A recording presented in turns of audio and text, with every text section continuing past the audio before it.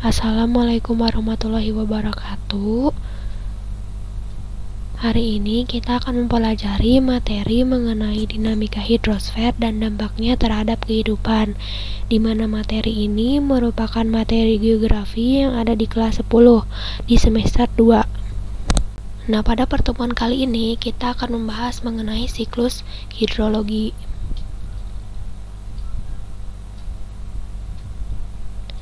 Adapun tujuan pembelajaran pada materi siklus hidrologi kali ini yaitu mampu mendefinisikan hidrosfer, mampu menjelaskan proses siklus hidrologi, mampu menyebutkan dan menjelaskan proses-proses yang ada dalam siklus hidrologi, dan yang terakhir mampu menjelaskan macam-macam siklus hidrologi.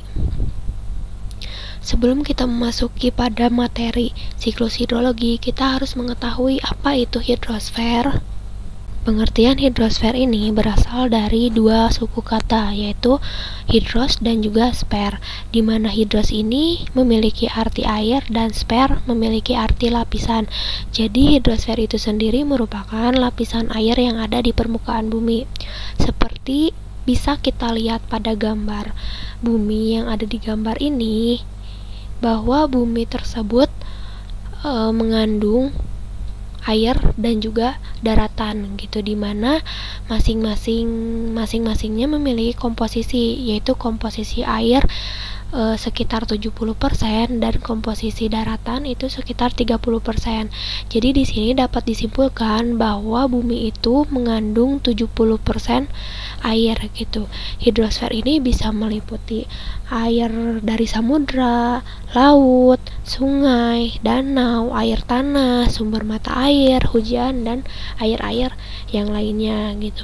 Selain itu, kita mengetahui bahwa ketersediaan air di Indonesia ini mencapai 694 miliar per meter kubik dalam satu tahunnya, sehingga jumlah ini pada dasarnya adalah potensi yang dapat dimanfaatkan. Namun, faktanya saat ini bahwa sekitar 23% baru dimanfaatkan dari air yang ada di permukaan bumi ini.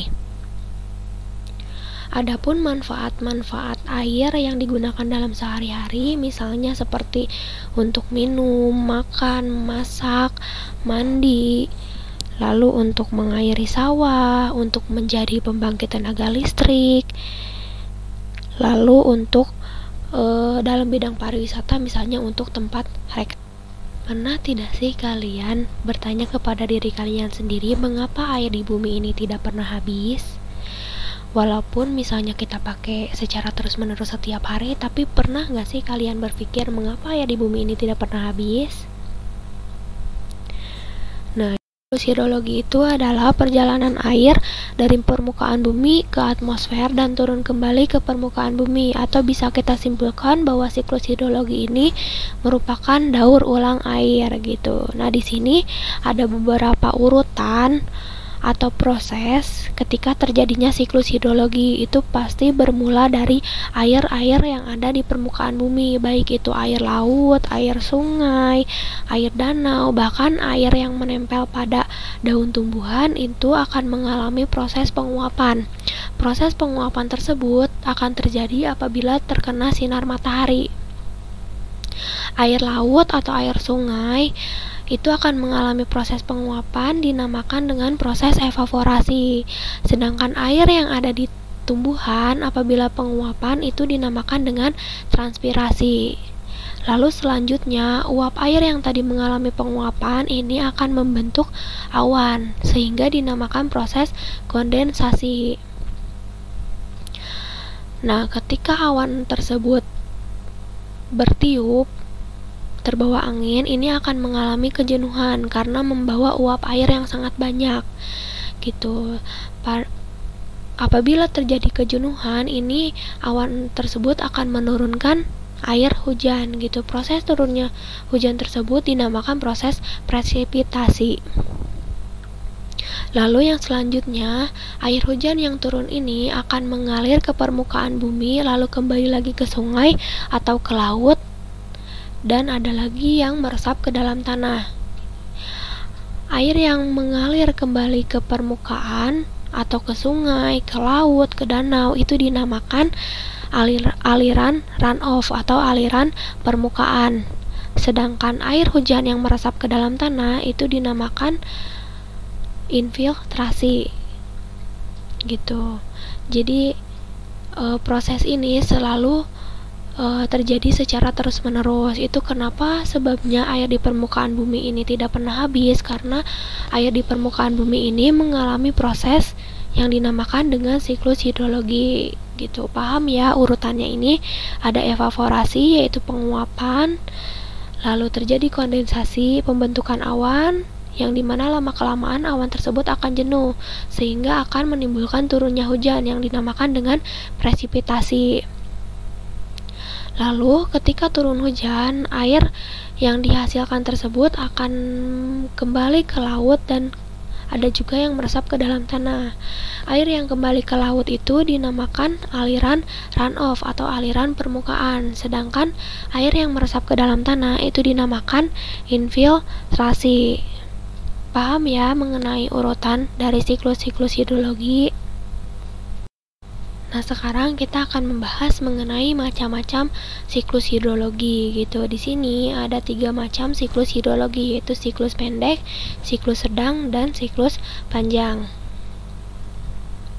Nah, yang pertama yang akan kita bahas itu, yang pertama ada siklus hidrologi pendek gitu, dimana siklus pendek ini terjadi jika air laut itu mengalami penguapan atau dinamakan dengan evaporasi, lalu mengalami kondensasi sehingga membentuk awan, lalu kemudian awan tersebut mengalami kejenuhan dan akan menimbulkan turunnya hujan yang dinamakan dengan presipitasi. Lalu air hujan ini akan turun kembali ke laut. Jadi dari laut kembali lagi ke laut itu dinamakan dengan siklus air pendek. Lalu yang kedua, ini ada siklus air sedang, di mana prosesnya sama dengan siklus-siklus hidrologi pada umumnya gitu, di mana bermula dari air laut yang mengalami penguapan. Ini dinamakan dengan proses evaporasi, lalu kemudian terjadi kondensasi atau pembentukan awan sehingga awan tersebut terbawa angin dan mengalami kejenuhan, sehingga awan yang jenuh ini akan menurunkan air hujan. Proses tersebut dinamakan dengan presipitasi. Nah, kemudian air hujan yang turun ke permukaan bumi ini akan mengalir kembali ke laut dan akan meresap ke dalam tanah gitu. Air yang mengalir lalu kembali ke laut itu dinamakan dengan aliran permukaan atau aliran runoff, sedangkan air yang meresap ke dalam tanah itu dinamakan dengan infiltrasi.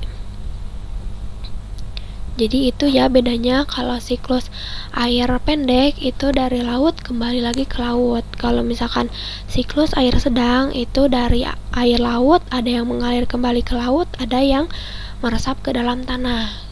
Lalu yang terakhir ini ada siklus hidrologi panjang, di mana siklus hidrologi panjang ini terjadi apabila air laut mengalami penguapan atau yang dinamakan dengan proses evaporasi, lalu kemudian akan membentuk awan yang disebut dengan kondensasi, dan kemudian awan ini akan terbawa ke daratan dan terjadi hujan, di mana hujan ini bukan berupa air melainkan berupa hujan es atau hujan salju, yang kemudian hujan salju atau es ini akan turun ke permukaan bumi dan mengalami pengendapan. Ketika mereka terkena sinar matahari, maka es atau salju yang turun ke permukaan bumi akan mencair, di mana es yang mencair ini akan membentuk air dan kemudian air tersebut akan mengalir kembali ke laut gitu.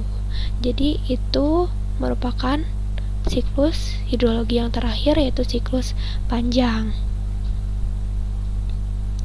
Nah, di sini ada beberapa proses yang harus kita ingat yang berada dalam siklus hidrologi.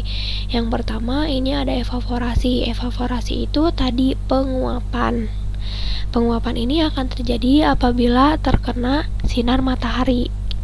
Lalu ada transpirasi. Transpirasi ini merupakan proses penguapan air dari tumbuh-tumbuhan. Lalu yang ketiga ada kondensasi, yaitu proses perubahan wujud uap air menjadi air akibat pendinginan. Lalu yang selanjutnya ini ada presipitasi. Presipitasi itu merupakan segala bentuk hujan yang turun ke permukaan bumi, bisa itu berupa hujan air, hujan es, ataupun hujan salju. Lalu yang selanjutnya ini ada proses runoff atau aliran permukaan, di mana runoff ini merupakan pergerakan aliran air di permukaan tanah melalui sungai dan anak sungai. Lalu yang terakhir ini ada proses infiltrasi. Infiltrasi ini adalah perembesan atau pergerakan air ke dalam tanah melalui pori-pori tanah. Jadi di sini terdapat 7 proses hidrologi yang harus kita ingat, yaitu ada evaporasi, transpirasi, kondensasi, presipitasi, runoff, dan juga infiltrasi. Nah, sekian materi yang bisa saya sampaikan.